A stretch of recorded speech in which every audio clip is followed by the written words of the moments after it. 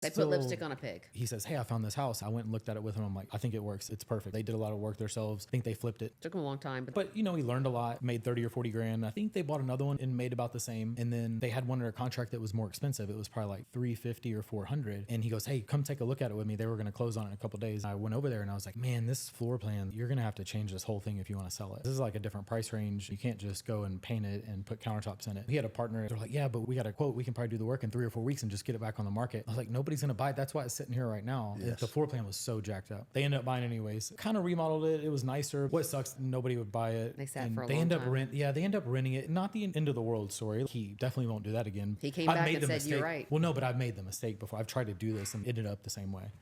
That's one thing Shauna says. You cannot buy a house with a bad floor plan. Well, you have to fix it. Yeah. Well, you told him to fix it. The but difference don't buy was it. a $30,000 remodel and hurry up and put it back on the market. It's nice and they think it's going to sell, or a full on $100 and something $1,000 remodel time. They were just like, oh man, we could just probably sell it for cheaper. Once you put that 30, then you're Yeah. committed to that 30, and you're Yeah. like, I don't want to rip out the 30. Yeah, you're in a weird situation. Yeah, It was like exactly. little over the price range to where you can't really make any money renting it. I think they were able to get a renter in there that paid their mortgage. So it wasn't a loss. They probably still have a little bit of equity, but at the end of the day, I think they still hold it and rent it. What you're saying is don't get emotional about the deal. Thank you. Yes. Look at the real numbers. And then if you have somebody The that's teaching you, facts. take their advice. If they've already made those mistakes, they're like trying to save you from making that same mistake.